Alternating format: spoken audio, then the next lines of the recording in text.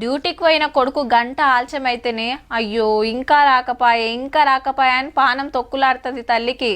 ఎమటే phone చేస్తారు, ఏడున్నో బిడ్డ రాకపోతివి అని. పని మీద బయటికి పోయిన పెన్మిటి వస్తా అన్న టైంకి ఇంటికి రాకుంటే ఏడున్నాడో ఎట్లున్నాడో అని ఫోన్ కొడతారు మతలాబ్ తీసుకుంటానికి. కంపెనీకి పోయిన డాడీ వస్తొస్తా ఏం చేస్తాడో అని ఇంట్లో పిల్లలు ఎదురు చూస్తుంటారు. ఇక మా ఓళ్ళు రారని తెలిస్తే వాళ్ళ బాధ ఎట్లుంటుందిల్లా చెప్పవశం కాదు.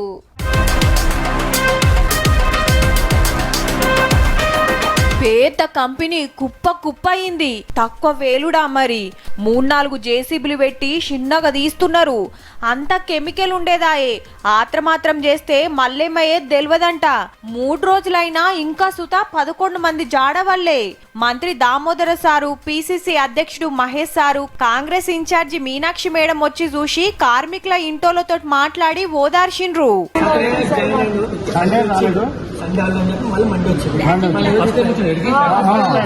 పాపం ఒకన్న కంపెనీల షేరికై 2 రోజులే అయిందట.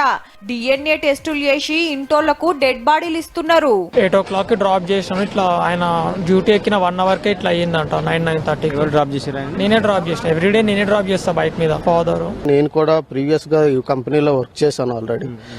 సింగిల్ ప్రొడక్ట్ సేఫ్టీ నామ్స్ అనేవి అంతగా ఉండవండి. కంపెనీ చైర్మన్ గారికి 3 రోజులకు తీర్వాటం దొరికినట్టుంది.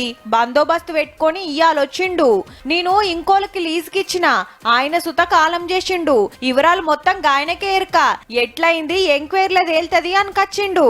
ఓనర్ లాపర్వతోటే మా నాయన పానం పోయిందని ఒకరు కేసు పెట్టిండ్రు.